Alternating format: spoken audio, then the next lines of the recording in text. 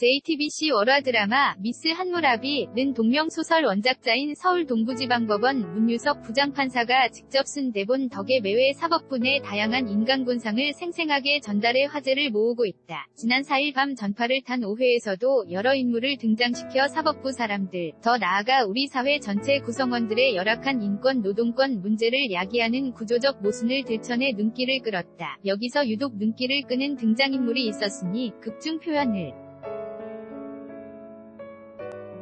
오롯이 빌리면 대학 때 돌깨나 던졌던 386세대인 형사합의부 조영진 부장판사다. 이날 방송에서는 오로지 출세만을 위해 내달리는 서울중앙지법 민사 제49부 성공충 부장판사 탓에 벌어진 사건을 다뤘다. 눈가린 경주마처럼 대법관 자리만 보고 평생을 달려온 성공충 부장은 다른 판사들 사건 처리 통계까지 모조리 체크하면서 언제나 사건 처리 1등을 놓치지 않고 대법원이 조정을 강조하면 무슨 수를 써서라도 조정률 1등이 된다. 통계 수치에만 목을 매다 보니 법원 안팎으로 원성이 자자하다. 이러한 성공충 부장의 과도한 업무 지시로 인해 함께 일하는 민사 제49부 홍은지 배석 판사가 유산한다. 앞서 홍은지 판사가 처음 부임했을 때 성 부장은 다음과 같이 말했다. 내가 원래 여판사는 배석으로 받지 않는데 이거 뭐 여판사가 하도 많으니 도리가 없네. 여성을 배려해서 하는 소리입니다. 내가 지휘관인 이상 따라오려면 여자들 체력으로는 힘들거든. 부장님, 저 배려 안 하셔도 됩니다. 저 연수원에서 매일 밤샘 공부해서 남자 연수생들 제치고 여기 왔습니다. 나는 홍 판사 말에 성 부장은 알았어요? 라고 시큰둥하게 대다.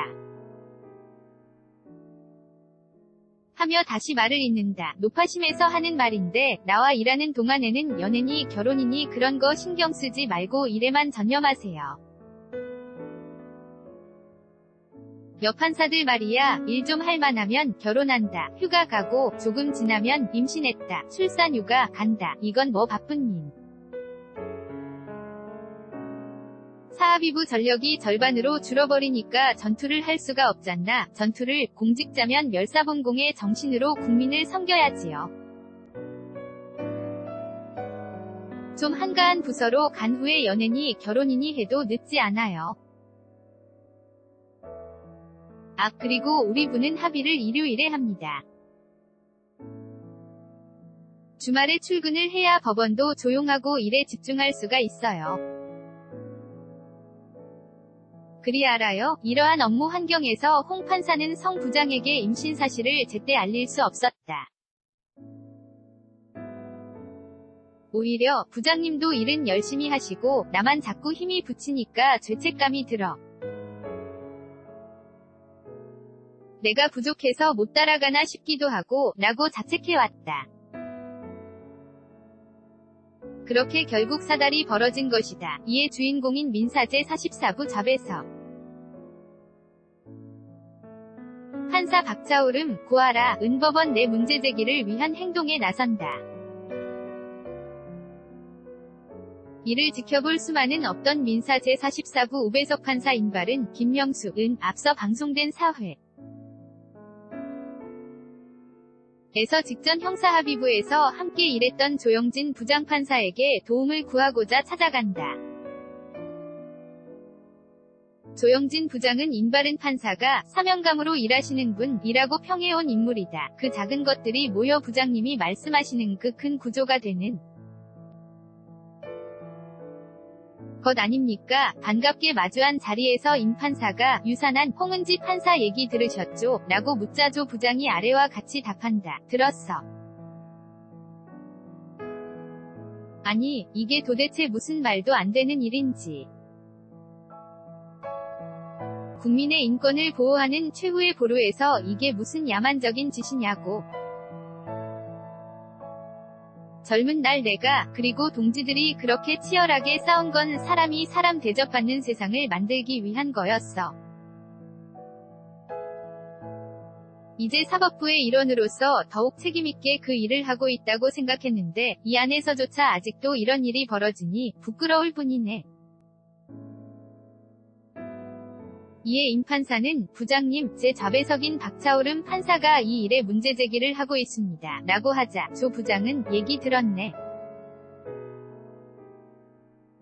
초임 판사라지 용기 있는 판사야. 그런 젊은이들이 세상을 바꾸는 거지 라고 호응한다. 임 판사는 부장님, 박 판사의 힘만으로는 부족합니다. 방법도 적절한지 의문이고요. 성, 공충, 부장님은 억울하다고 여기저기 호소하고 있습니다. 부장님 같은 분이 나서 주셔야 합니다. 라고 부탁하자 조 부장은 난처한 표정을 지으며 근데 내가 나서는 건 적절하지 않은 것 같네. 동료 부장을 징계하라고 연판장을 돌리고 있는 판에 내가 어떻게 라며 한 발 물러선다. 다시 임 판사는 부장님, 수석 부장님도 요지부동이십니다. 부장급에서 어느 한 분이라도 나서 주셔야 실마리가 풀립니다. 라고 말하지만 조 부장은 아니야. 나는 이제 흘러간 물이야. 중간에 낀 세대일 뿐 무슨 힘이 있겠나. 당신들 젊은 판사들이 힘있게 나서야지. 내가 뒤에서 열심히 응원하겠네. 라고 거부의 못을 박는다. 결국 임바른이 자리를 뜨자 한숨을 쉰 조영진 부장은 바로 전화기를 들며 말한다. 수석 부장님, 방금 임바른 판사가 다녀갔는데요. 이날 방송된 5회에서는 조 부장이 다시 한번 등장한다.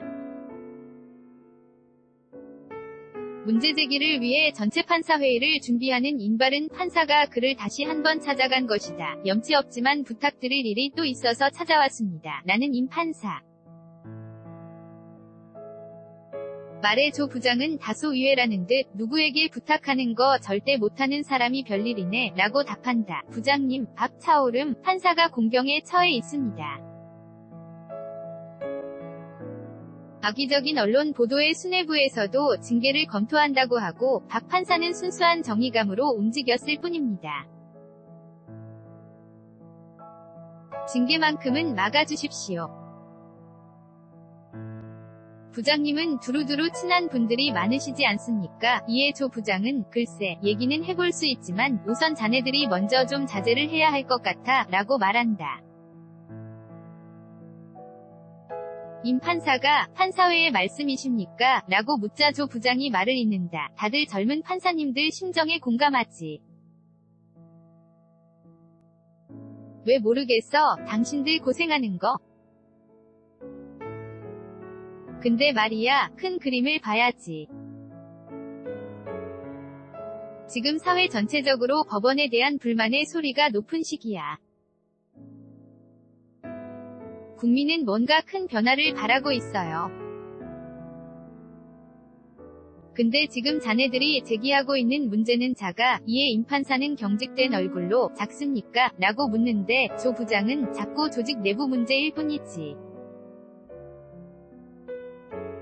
지금은 더 큰 틀 안에서 구조적인 개혁이 요구되는 시점이야. 크게 보자 우리, 라고 자기 생각을 내놓는다. 임 판사는 재차 작습니까? 라고 물으며 아래와 같은 말을 던진다. 바로 곁에서 일하는 사람들이 매일매일 느끼는 좌절감과 모멸감이 작습니까? 그게 작다 하시면 그 작은 것들이 모이고 모여서 부장님이 말씀하시는 그 큰 구조가 되는 것 아닙니까? 이만 일어나 보겠습니다. 현재 한국 사회 기득권을 쥔 586세대는 어목했던 시절 군사독재 정권에 맞서 민주화를 부르짖었다. 이 세대가 이끈 1987년 6월 항쟁으로 제도적 민주주의를 쟁취했고 30년이 지난 2016년 겨울 그들의 자녀는 광장에서 촛불을 듦으로써 시대 사고적인 정권을 끌어내렸다. 대한민국을 헬조선이라 부르는 청년 세대가 광장에서 지금 이 순간에도 외치고 있는 것은 일상의 민주주의다. 나의 3터와 1터에서 보다 사람답게 평등하게 존재하고 싶다는 시대의 목소리를 경청해야 할 때라는 점을 미스 한무라비가 다시 한번 확인시켜준 셈이다.